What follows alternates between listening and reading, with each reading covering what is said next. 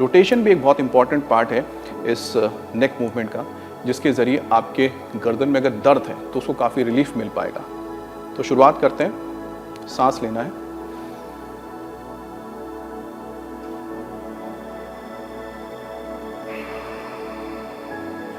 Release centre में।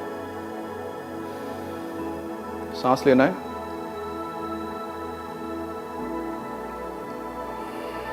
Release. लेकिन कंधे ऐसे ऊपर नहीं जाएंगे, इसलिए मैं बता रहा हूं। अब कंधों का आप क्या करें, हाथ को ऐसे रखिए और सिर्फ नेक को मूव कीजिए।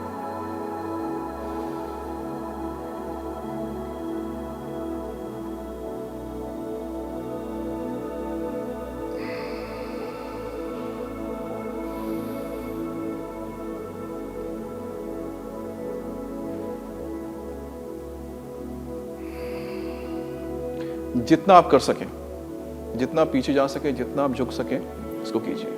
क्योंकि जब तक आप अप डाउन लेफ्ट राइट कर लें गर्दन, तो आप तक आपके गर्दन में इतनी फ्लेक्सिबिलिटी आ जाती है कि इसको आप अच्छी तरह से कर सकते हैं। इसलिए इसको पहले उन दोनों को करना है, फिर इसे करना है।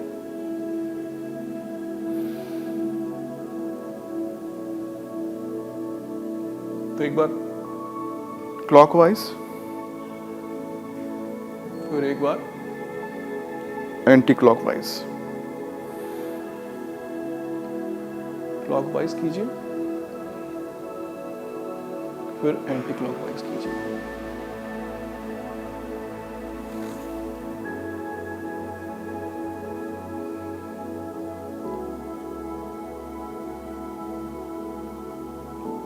और ध्यान रखिएगा, धीरे धीरे करना है। कई बार लोगों को ना चक्कर आने लगता है इससे, तो अगर चक्कर आता है तो मत कीजिए, इसको छोड़ दीजिए।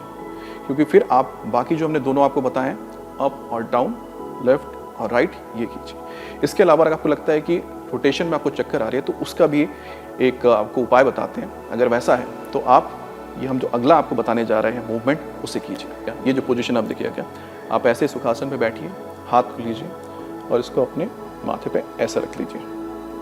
अब क्या करना है कि इस हाथ से आपको इसको, यानी गर्दन को आप स्ट्रेट रखना है, इस हाथ से इसको आपको रोकना है और गर्दन को कोशिश करना है कि आप राइट ले जाएं, लेकिन ये हाथ इसको जाने नहीं देगा। तो देखिए ऐसे, जो हाथ है ये मेरे सिर को यहाँ पर लेफ्ट की ओर धक्का दे रहा है, लेकिन जो गर्दन है यानी जो सिर है ये राइट की ओर इसको प्रेस कर रहा है। तो क्या हो रहा है, दोनों तरफ से जब प्रेशर आ रहा है तो बीच में आपको महसूस होगा कि रेजिस्टेंस हो रही है। इससे जो आपके नेक है, नेक में काफ़ी रिलीफ मिलता है। सेम इसी को इस हाथ से दूसरी तरफ, सेम वही। ये जो हाथ है, हाथ से इसको प्रेस करें, उंगलियां आप ऊपर भी ऐसे रख सकते हैं या फिर यहाँ पर आप रिलैक्स करके रख दीजिए। और ठीक इस जगह पे जो टेम्पल बोलते हैं, यहाँ पर हाथ का पाम रहेगा, तो प्रेस कीजिए जितना हो सके। फिर नेक्स्ट,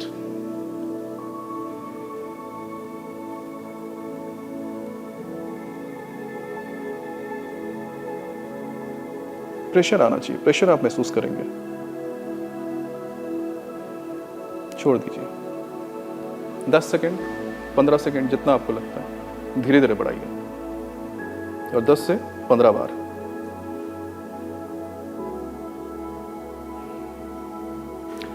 ये हो गया साइड का। अब फ्रंट और बैक, ये भी आपको बताते हैं। अब देखिए, इसको आप तो ऐसे कर सकते हैं, एक तो है कि ऐसे,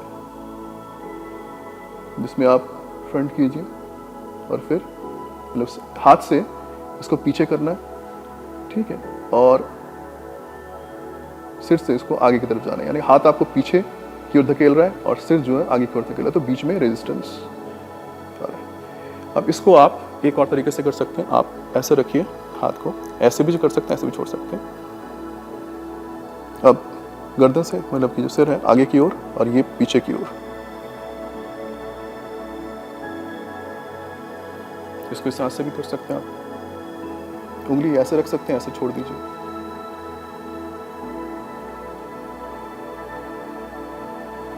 तो ये हो गया फ्रंट के लिए 10-15 सेकंड जितना आपका हो सके। और अगला आप पीछे की तरफ, हाथ को ऐसे कीजिए, ऐसे मिला लीजिए पंजों को उसके बाद फिर पीछे से ले जाइए। अब क्या होगा, ये जो हाथ है ये आगे की ओर आपके गर्दन या सिर को धकेलेगा, लेकिन गर्दन जो है पीछे की ओर जाना चाहिए, धकेले ऐसे। देखिए रेजिस्टेंस, प्रेशर, नॉर्मल ब्रीदिंग होती रहेगी, सांस रोकना नहीं है।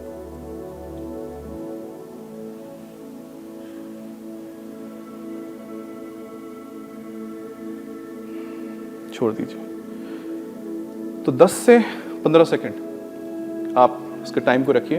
आपका लगता है कि धीरे धीरे आप टाइम को बढ़ा सकते हैं तो बढ़ाइए, लेकिन जो इनिशियली शुरू कर रहे हैं तो कोशिश कीजिए कि जब तक आपको कोई पेन ना महसूस ना हो तब तक आप कीजिए। जैसे ही पेन लगे छोड़ दीजिए उसको, आगे बढ़ जाइए।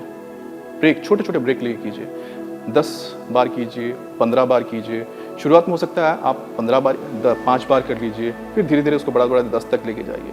तो आपको जो गर्दन की जो पेन है उससे काफ़ी रिलीफ मिलेगा। तो ये थे नेक मूवमेंट जिसके ज़रिए आप अपने गर्दन के दर्द को मिटा सकते हैं।